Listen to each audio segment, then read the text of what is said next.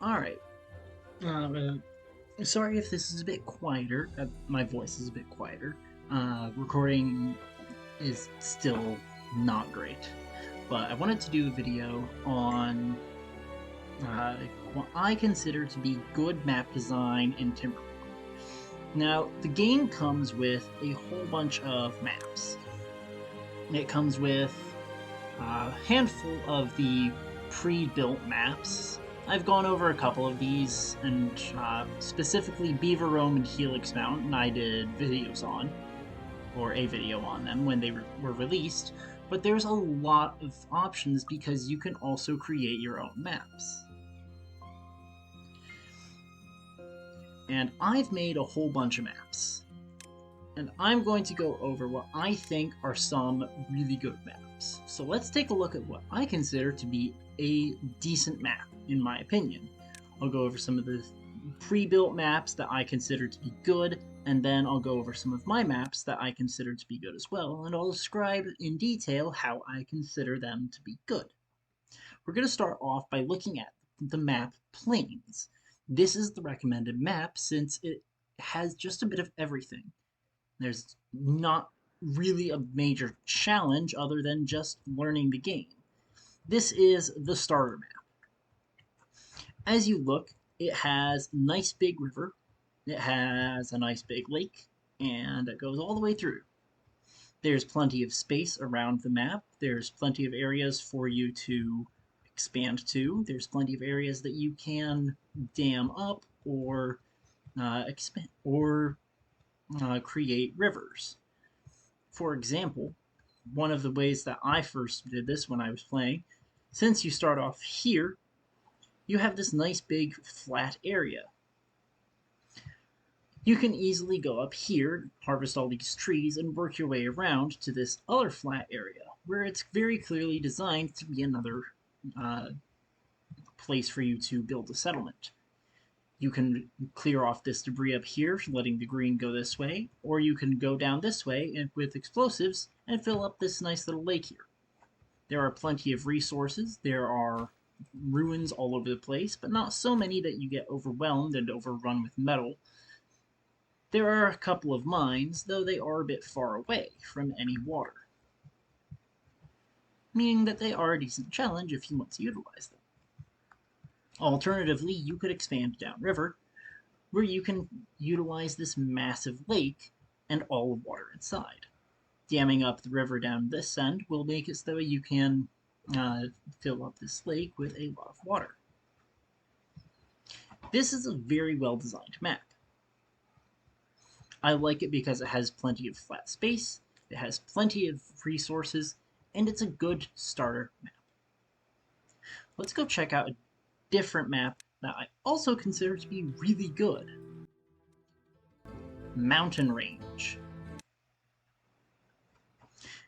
Mountain Range is another really good map, in my opinion. However, for very different reasons. Unlike Plains, Mountain Range has, well, mountains. A lot of them, too. There's a ton of verticality here. There's a narrow river that runs through this mountain range, flowing down through these valleys and all the way out of the map. My one complaint with this is that there's so little water here that it can feel a bit rushed, a bit no, rush isn't the good word. How do I put this? It can feel like you're really struggling to get the water where it needs to go. For example, there are very clear areas that you look at and are like, oh, that should be a river. Like right here. It looks like there should be some water sources and it would flow down through this river over here and into this one, merging up and flowing off the map. But there's not. Same thing over here. It looks like there should be a river here, and there's not. And over here, and there's not. It just feels like there could have been so much more with the map. But it's still a really, really good map. The verticality lets you get really creative with how you build your settlement, and it completely changes your playstyle. there are abundant resources with plenty of metal all around the place, and you can easily dam up this valley, making a huge water storage area. In all, it's another really well designed map. But let's take a look at some of the bad maps now, and why I don't like them.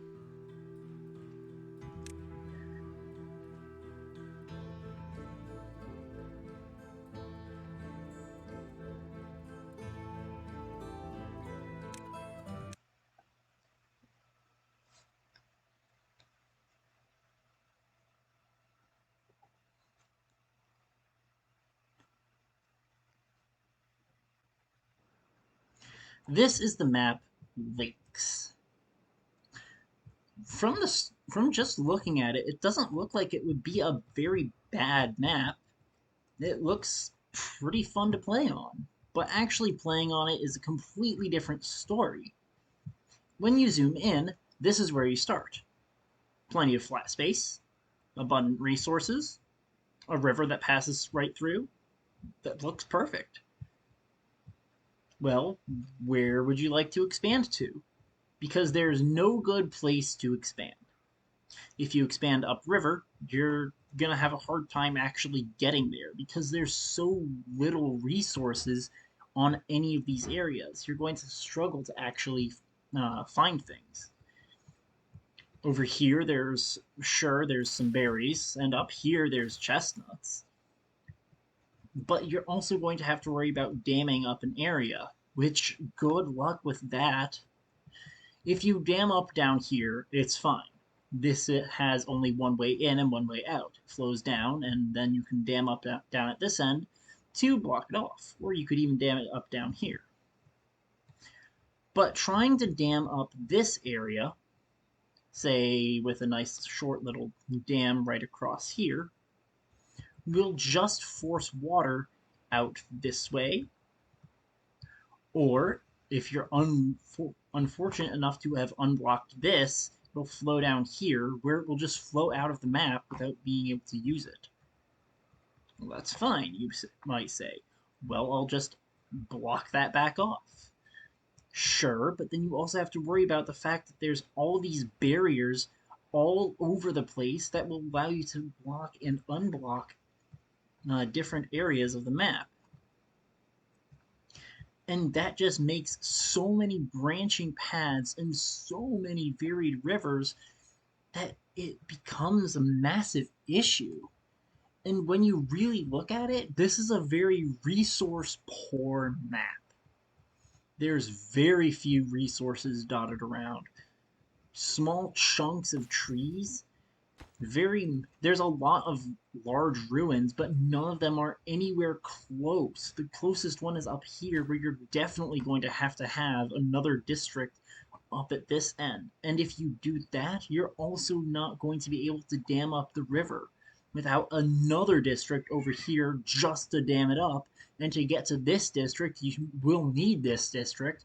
And if you want to work on this river, you're going to need to go down this way to try and get all this metal too, because that's the logical thing to do. But that's so far away, you're going to need to move your center all the way to here, which puts you even further away from your center.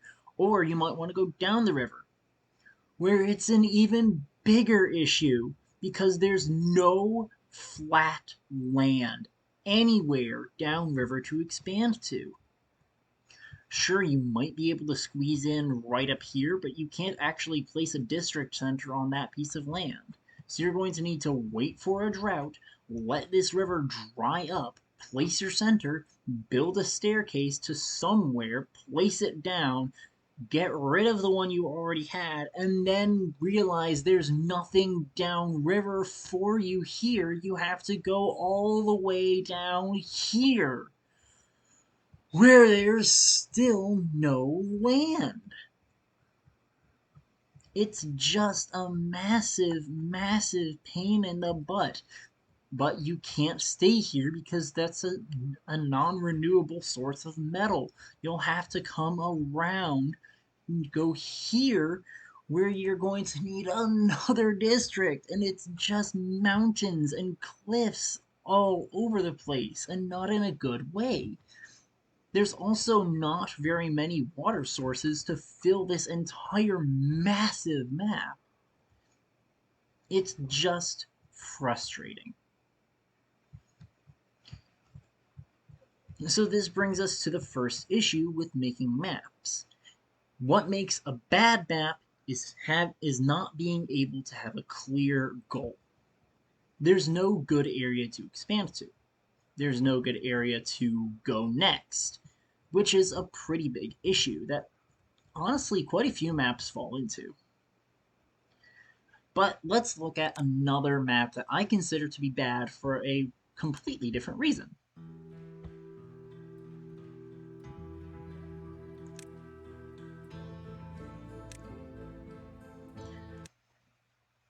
The map Meander.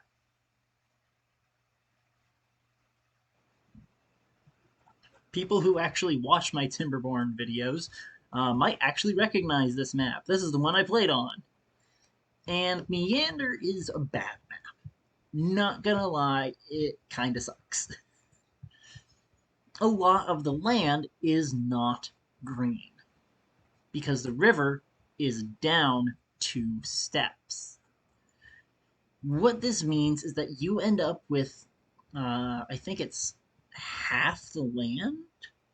I'll have to do some experimenting, but it's a pretty significant downside. The further down your water is, the less green you'll actually have. Over here, you can see that it's down 3 steps and there's barely any green space there. And over here, it's down 4 steps and there's no green whatsoever, despite being right next to the water. Sure, there are some clear areas to expand to, but the fact that there's so little green space that you can work with makes it kind of just a struggle to work with. Even if you dammed up here, this is still down a second step because the water would fill up here to be equal with this. But then you'd have the same issue on this side of the river. And with that, you also don't actually have that much water storage. Since it's only 2 blocks deep, sure, you could work with it and make it substantially deeper because you've got some space to work with. But it's just not worth it. There's, again, not many water sources here. Up here, it's a bit more viable to actually dam up this part of the river, going up to 2 blocks, which is kind of great since it would spread a lot of green to this area and this area, where you could also harvest these ruins and get your underground ruins. But then you also have to worry about this slip line right in here, which could spill over. Not that that's a bad thing, but it could be a major issue if you also have settlements on anywhere else on the map.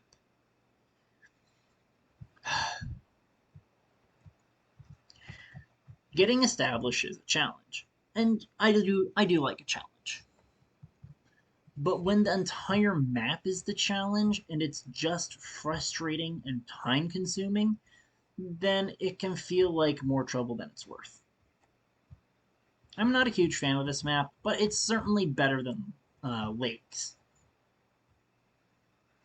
So those are some of the bad maps and some of the good maps. To summarize, good maps should have an abundance of resources, but have some specific challenge that you should be able to overcome.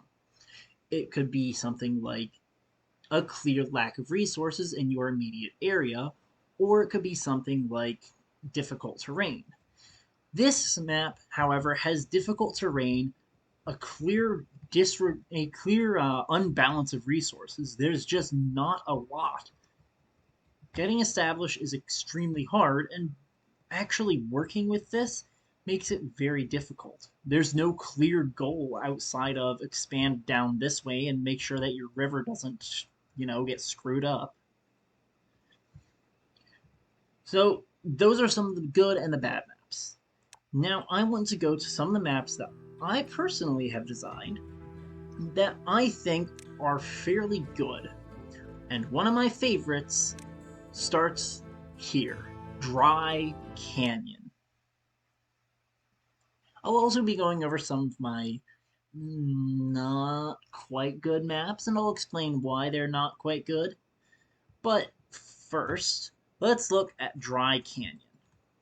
This is a medium-sized map. Medium-sized? Maybe it's large. But you can clearly see that there is a big challenge here. This map has a massive, massive canyon cutting it in half.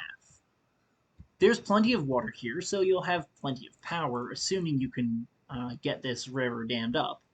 And hey, there's a spot that I built specifically for you to do that. Going across right here specifically makes the shortest dam possible, but that's going to require a lot of resources, which I made sure there was plenty of resources here, with an abundance of maple. I actually think there's a bit too much, so I'm going to modify the map while I'm doing this. Just get rid of a couple of these maples because, yeah, it's a lot.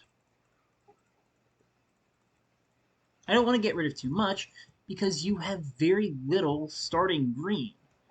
There's some berries and some chestnuts. Yep, that's it. That is not a lot of green space. If you want to work with this, you're going to really struggle for space because you're going to need to have some of it dedicated to pumps if you're not playing as the Iron Teeth. You're going to need some dedicated to a minimalistic farm if you either way, because you're going to really struggle to just have berries as your food source. Now you can use the chestnuts as food source, which is kind of why I put it there. Since chestnuts grow their resources back in 8 days rather than the 12 it takes for blueberries. There's a little bit in the middle right here that you can easily use to bridge the gap between the two sides, but even over here, there's just not much green. You're really going to have to dam this up if you want to get anything good out of this map. Now you may be wondering what's going on over here. Well, this is a second area that it's very clear you are supposed to expand to. You see that there are barrier blocks over here that you're going to have to get rid of, but going up the cliff is easier said than done since you're going to need to also have power. That's going to primarily be in the form of the power wheel, which requires beavers. So it's going to be a bit of a time investment. Going up, however, there's plenty of resources that are dead because, it's dry. There's some metal over here, but not a whole lot. Mostly this is just to get you started. There is an underground ruin here, but there's also this river. This river does not give you any green except for this, which is pretty big deal. Instead, it comes in and it flows right out of the map. What you have to do here is you'll have to completely block this off with levees and clear this out and clear this out if you want to have this space to be used. And because there's only 3 water sources here, you're going to actually not be able to get much power. It will spread a lot of green area though, and I do want to mildly modify this terrain because it can be a bit weird.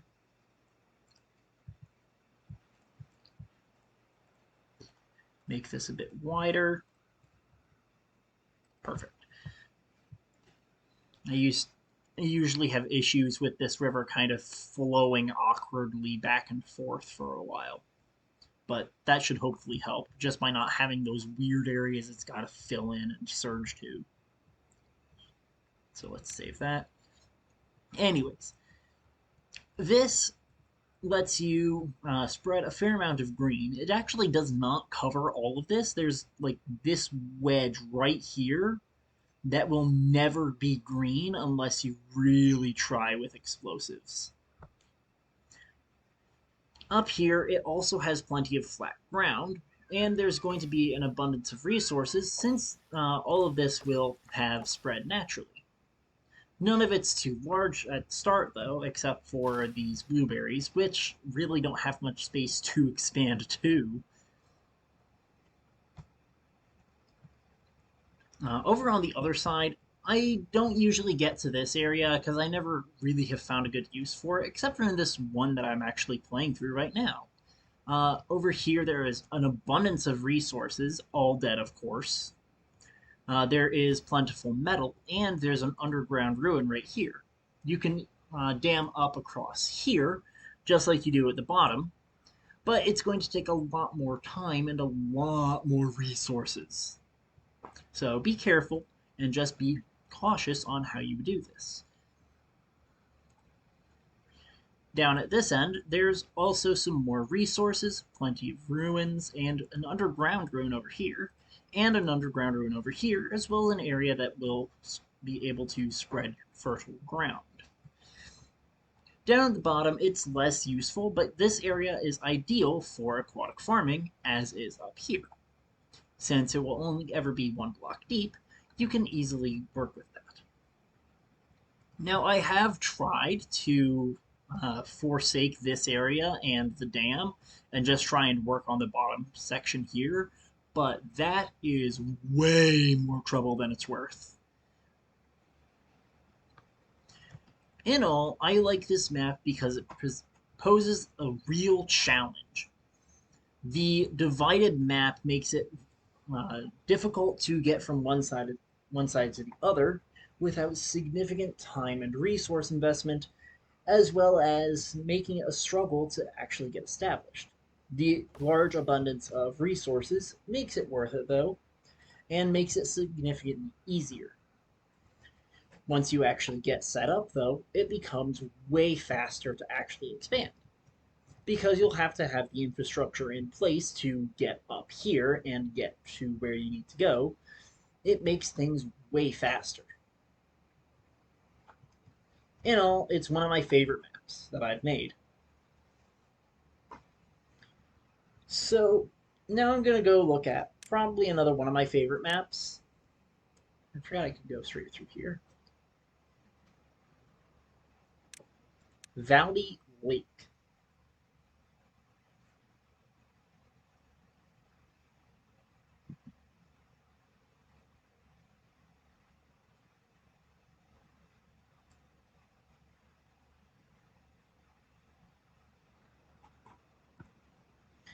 Valley Lake is a big map.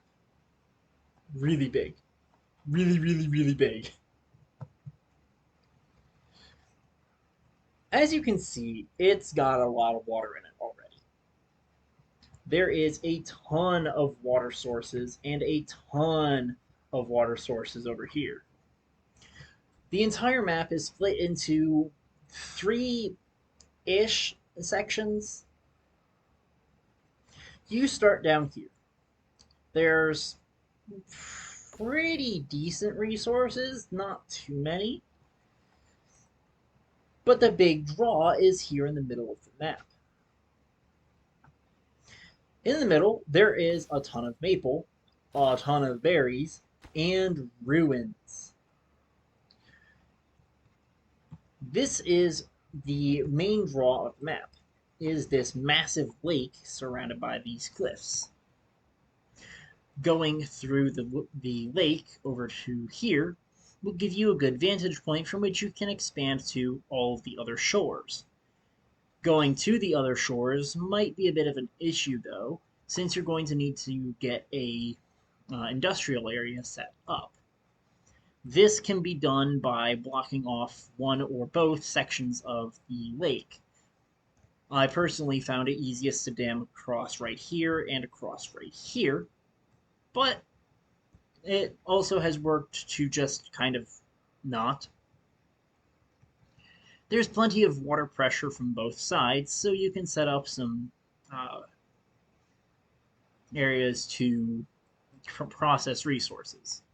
Going up the cliffs is actually also a valid option. There's plenty of places where you can expand the green up on this side, which is the higher area. There's good resources here as well, with plenty of birch and a couple of maples. There's ruins here and an underground ruin over this way. And on this side, there's plenty of green space, a bunch of trees and berries that will be growing, as well as some smaller forests and an abundance of resources. And up here on the high cliffs, there is a spattering of pine and maple. But with no way to get water up here, it's going to be a struggle to actually set up anything permanent without relying on district, uh, the distribution center. That's what it is. It's also very difficult because there's sheer cliffs with only a couple of areas that have slopes. It's one of my favorite maps, and it's very fun trying to try different things. There's clear areas where it's designed for you to expand to, and there's plenty of resources, though there is the challenge of managing the lake, which is going to be your lifeblood. Those are two of my favorite maps that I've designed, and quite frankly, I have designed quite a lot, and unfortunately, not all of them are great. Let's look at Hoodoo. Now, I enjoy the concept of the map, but actually playing the map, it's kind of weird. So the map is designed to have weird structures to it. If you look from above, it doesn't look that odd, but when you actually switch to this view, you'll notice it's weird. There are pits and pillars all over the place. This map, I designed it to be the epitome of, well, that's an inconvenient place for that. With a pillar straight in the middle of where you're going to want your farms, and barriers over here where you're going to want to try and blow up a pit to store water in, and just weird terrain all over the place. It's fun in concept, but in practice, not so much. There's no real place to go that's easy to access with really anything good. Going over this way was my intent, but because there's just so much weird terrain all over the place over here too, it makes it feel odd. I even tried putting in a second water source over here, just like on dry cliffs, to make this area more appealing. But that didn't work out either. I do enjoy the map. It's unique, that's for sure. But the weird terrain and the inconvenience, the designed inconvenience of it just it it just isn't fun. Maybe I could change it so that way some of these pillars were gone and some of the pits were maybe a bit bigger and a bit easier to access, but then that would make it lose some of the charm. Like, yeah, I could get rid of this pillar right here. I'm not going to, but I could. I also decided that I wanted to try something new on this map and put some barriers inside the water just kind of there. And actually, it's pretty fun. Putting barriers in areas that there's not actually water is something that I've tried recently. Like this barrier right in here, this is where you would probably want to go through, but because the barrier is there, you can't actually place a platform in that spot in the middle, which means that you're going to want to spend even more resources trying to go up and over this little hill. Or you're going to want to try and go around. So by designing it to have multiple ways to go with areas that are specifically designed to deter you, it makes things more unique and interesting. Still not a great map, just in general, but it could be there. It could be. It's not, but it could be. And lastly, one of my other less favorite maps. This map is called Coil Falls. And again, interesting in concept, but the way I designed it is just kind of weird. It's a big map. And I think that's where I went wrong. There's too much space here that's just kind of dead. Completely and totally dead.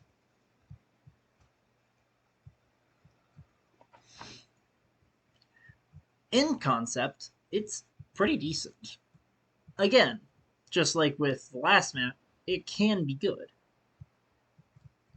There's a decent amount of water sources, so there's good water pressure.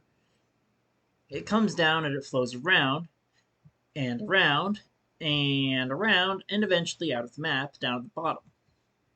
The problem is I made the map really big. If this was on a smaller map, I think it would have been fine. There are clear areas to expand to. You can either expand up the river, or you can expand down the river to this island in the middle. Or you can expand across the river to this wide open area here. But that's about it. It's not anything special, it's not anything unique, and that's the problem. There's no real challenge here. Just like with Plains, this is a fantastic starter map for someone who's never played the game. But there's already a map like that. So why does this one why should this exist?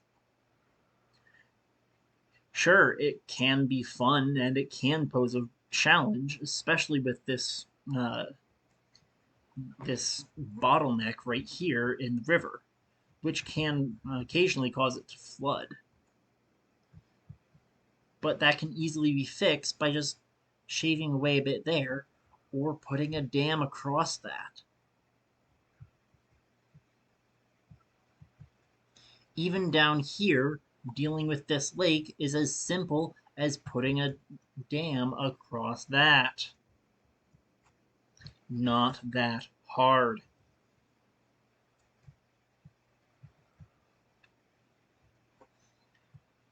And to be honest, I never found the need to go downriver further or upriver further than maybe right here.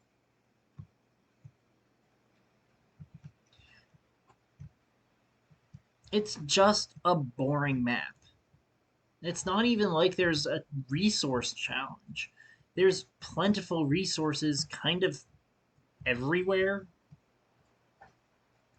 So it's just boring. Even if you opened up this slip line, which would allow you to fill up the lake sooner, you're still going to need to worry about whether or not this is actually going to be worth it because it's going to fill up the lake anyways.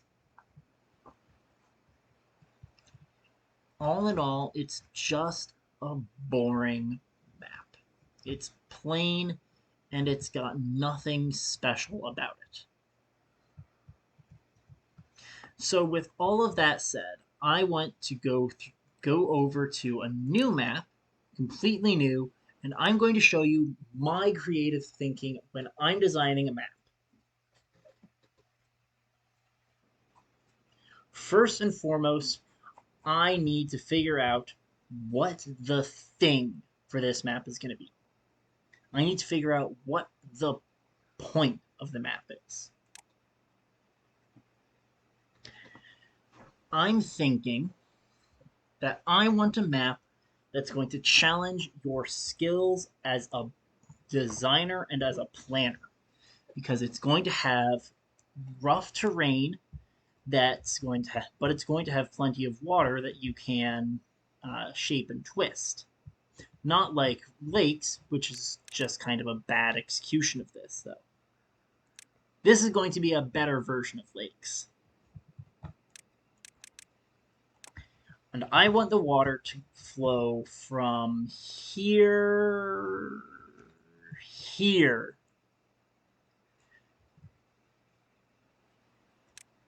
I want it to flow along this specific path primarily. That's going to be my base river design. Once I figure out the base river design, I need to figure out everything else. Where do I want it to start? Well, I think that you should start down at the base, somewhere around here. Well, that's good, but you need to actually design the map first. So let's get rid of this, and let's speed through this process.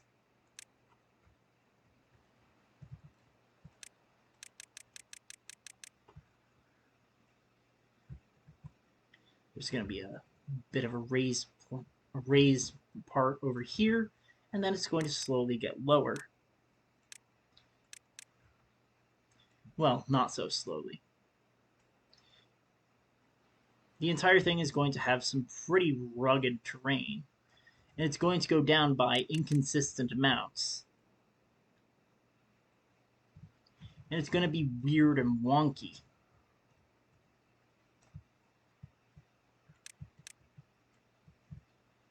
With plateaus and valleys kind of all over the place.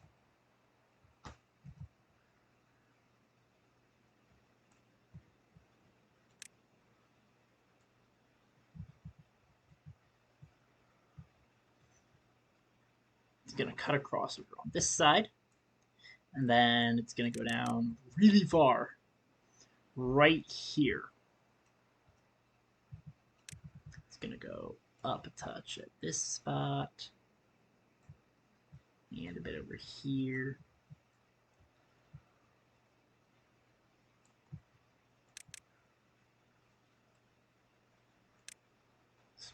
Trim this a bit.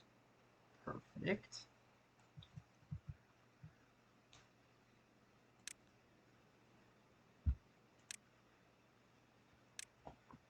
Bring this down here. Kind of follow that around. And then it's going to come straight through here and out. So now I've got the base shape of my map. Let's go ahead and trim it down just a touch. Now, I wanted my water source to be up this way. I'm going to carve out the river, and where I plan on having it flow-ish before I do anything else. I want to make sure that this river is the primary function of the map. Because really, it's the primary function of every map. Water is key in this game. So if I go ahead and I place in some water sources up here, and then let it fill in, let's see how much green that is and how much that is, and if that river is even wide enough. Because sometimes if you make your river too narrow, it actually causes floods. So that's why I usually have it running on 2 in the background whenever I'm designing the map.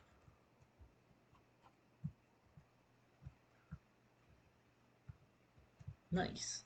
That's pretty decent, actually. Let's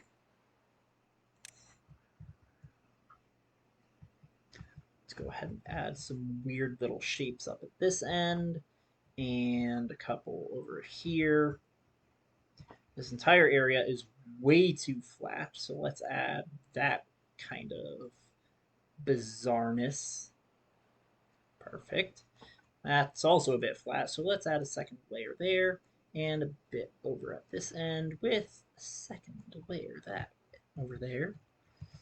Let's throw pit right in here. Pretty deep pit, actually. As you can see, I left this area over here to have the water flow up and out. But it's also got some weird little notches in this area that you can that it looks like it should be good for you to fill up with a dam.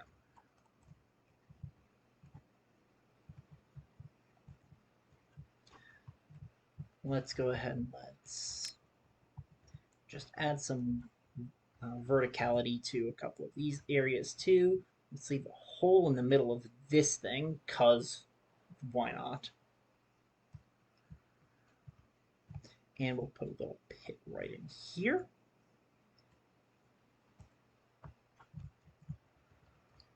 Nice barrier across that. That's a bit big.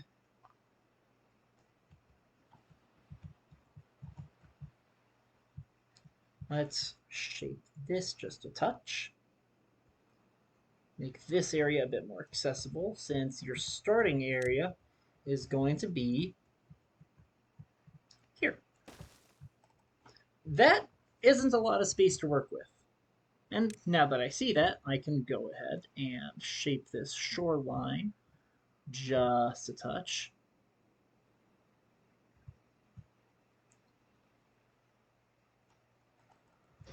There. It doesn't look like enough space still. It looks like it'll be pretty strapped. So let's shape this. Push it back just a touch. But now it looks like it would be too good of a start. So let's bring this up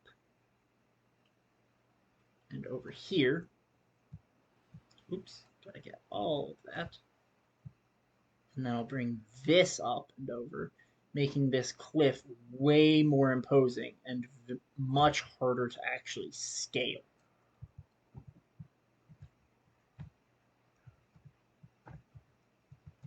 Yeah, I like that. Over here as well, I'm going to make it so that way this cliff is easier to scale by just adding a couple of areas where it's got a nice, easy slope to go up. And you don't need platforms. On this side, I'm going to shape this area down a touch. And shape this area up. And also back down.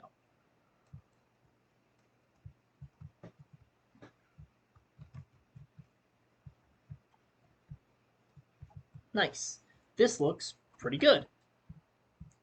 Just from looking at that, you can see that there is your starting area, and you can expand a bit down the river, but it looks like you're being incentivized to go upriver. And I can further enhance this with my next thing, resources. Resources are everything when it comes to this. Let's go ahead and let's make it so that way there's plenty of resources down at this end for you to work on, for you to work with. It's going to be a nice big cluster of pines, but then I'll also add in seedlings so it looks like a bit more of a natural forest. By using just the mature pines first, I've made it so that way there's a big cluster in the middle, and then by adding the seedlings after, it makes it so that way there's even more wood here than it looks like. Because if I did that just with birches, which I'm going to be doing on this side, there's actually a lot less wood there. Even though I didn't change the density at all, I basically have the amount of grown trees in this area. Now I'm going to turn off randomize yield growth and turn it to blueberries. Plunk some blueberries here. Now, as you can see, those have the berries on them. But if I switch it over to randomizing them with seedlings, you can see that they do not. What this means is these blueberries specifically will be fully grown and ready to harvest when you load up the map, and the other ones will not. Let's make this plenty big to sustain a colony for now. Let's lower the brush size, and up here that will be able to spread and cover this section up top. But now let's look over here. I want to incentivize going to this side of the river by putting in some chestnuts. Not too many, though, because chestnuts are pretty powerful, being both a wood and a food source. Yes, I get.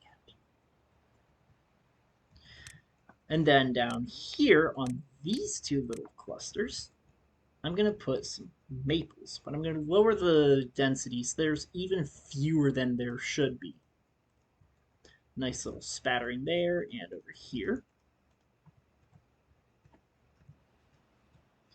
Then I'm going to put in dandelion seedlings. Now, I only ever use seedlings here because dandelions only take 3 days to grow, which is kind of absurd. That's it. Those two will spread and cover this entire area in a matter of like 5 cycles. It's stupid how fast they grow. Up here, I'm going to actually do something kind of weird. I'm going to switch it to blueberries and birches. Now what that means is that these will grow together as a forest of birches and blueberries like this. And it'll just kind of be a mixture. That's pretty good. Also up here, I'm going to further incentivize players by putting in a rather dense forest of pines right up there. The further away from there you go, and the more you want players to go to that specific area, the more you should incentivize them with resources, like a nice big cluster of maple. Ooh, that's going to be nice. Same thing up here. And on this side, we'll put chestnuts because it's a bit easier to stay on this side of the river. That's pretty good for now. As for all of these other areas that are dried right now, I'm going to put some chestnuts up here and some chestnuts up here because chestnuts give 4 logs each. And that's going to incentivize people to want to come up here and put their temporary woodcutter's posts just to get the resources. Because who's going to let them go to waste? They're right there. Get it. Over here, I'm going to put some pines just kind of up on top of this section here. And that's going to make people want to connect this path up and around. I'll get to slopes in a minute, but I'm going to just kind of put resources kind of all over the place. You don't want to put too many resources in one specific area, though, so maybe turn down the density, and you can really make a nice, dense-looking forest without it actually being super dense. Like, that looks like a lot of wood. It's not. It's only 35% density. 36. Sorry.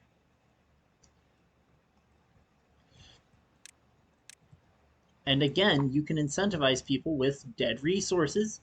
Like, oh look, there's a whole bunch of maples up here. That's pretty good. Now I'm going to switch it over to blueberries and put a couple of them there, just kind of like that. Again, these will spread. Let's throw some birches across this side.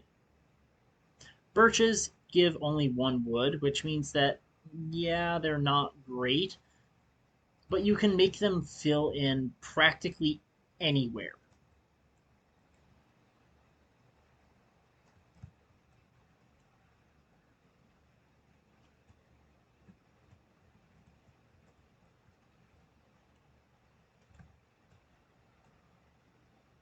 Like that. Let's throw pines and just kind of lower it to really, really low density. 10%, perfect. And as you can see, I can just kind of paint this all around this area. And it looks like a lot of resources, but it's only 10%. I'm specifically going to remove these trees up on top here, because that is where there's going to be a nice big cluster of maples. Like that. Incentivizing people to want to expand over here. Because, hey, you can dam up this, which means you can get the water over here to fill up this pit. But if you actually look, that's actually not the case. Because you're going to have to blast out a fair amount. The water is only going to fill up to here, which is 2 blocks lower than the entire area, which means you're only going to get this section filled with water.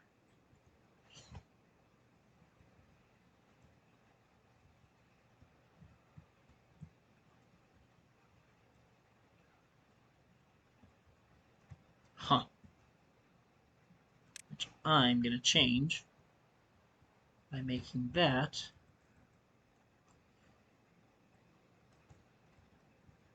easier to get to.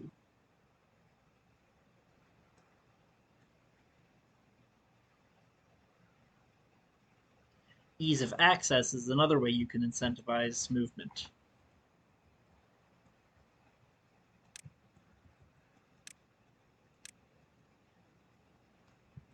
So throw some chestnuts across here and here.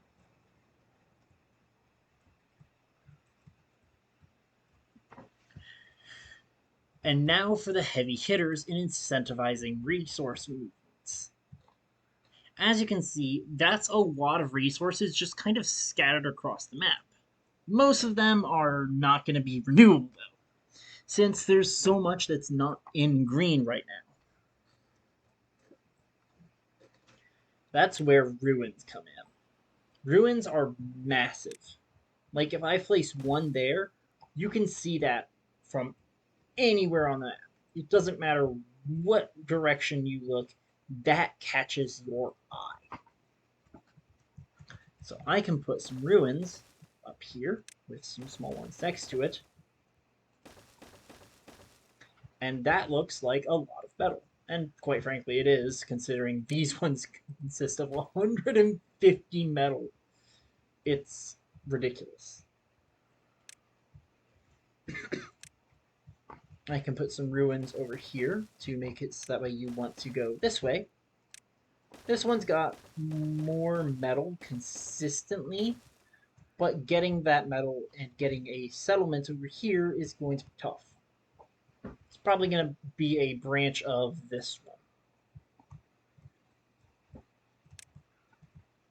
Putting metal over here near the start can also be really nice, but just make sure you don't put too much metal here, because then people won't need to expand. Like, I could fill this area with nothing but level 1 metals, and sure, that's going to be good, but it's going to run out pretty quickly. Or I could fill it with level 6 metals, and then you wouldn't need to go anywhere for the rest of the game.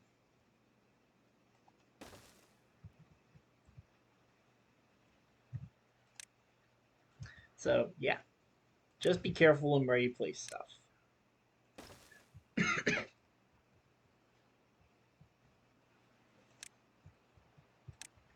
Let's throw some medium metals up here.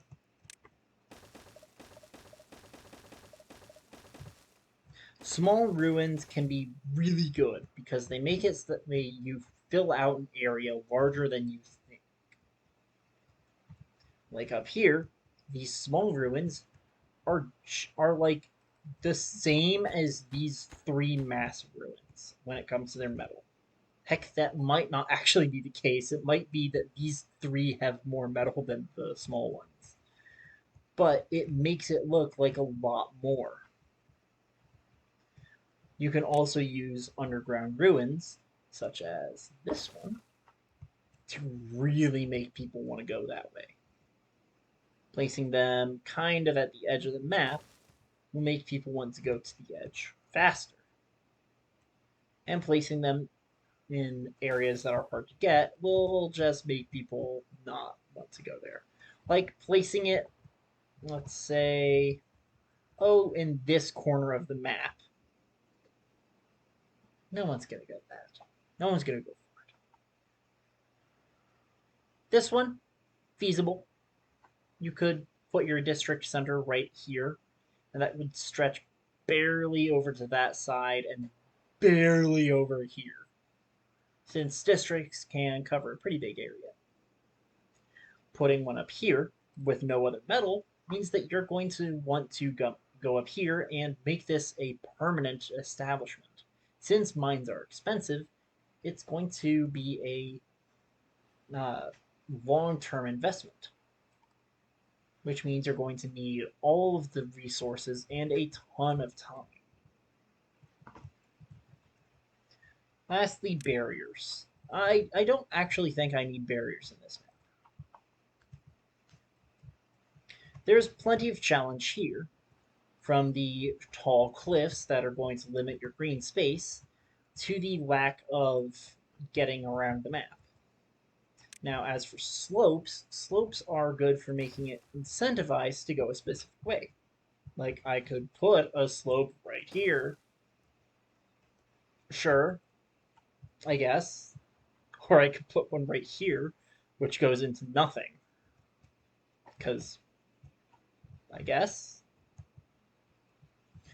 Putting slopes around the map can sometimes feel a bit like cheating, especially when they're in decent positions like that. But it can also be a pretty big help, especially if they're put really early on, like this slope right here. You can pretty easily stack some buildings on top of each other, like with log piles or lodges. It means that you don't have to spend the research on stairs right away.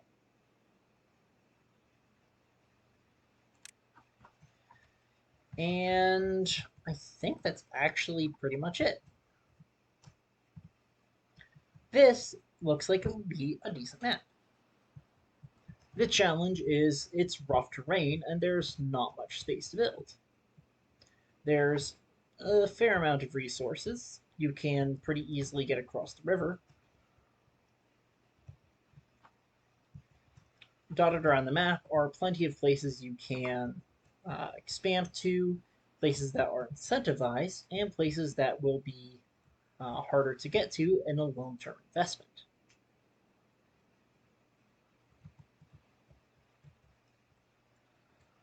And so with that, I need a good name for this map. Oh, also, if you build a map, make sure you hit V and figure out where it's going to set your camera state. So Control V every time, no matter what, no matter where you are on the map. If you just hit V, it will take you back here. I always try and make sure the starting location is in that camera state, just because it makes things easier to figure out your bearings. So, save as.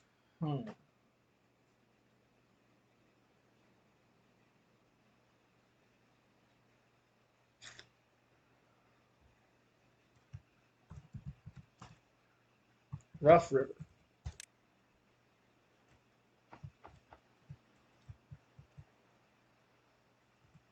Why not? Perfect.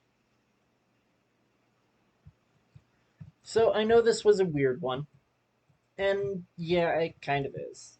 I kind of went off the rails a bit. So, I guess that's how you make a good map.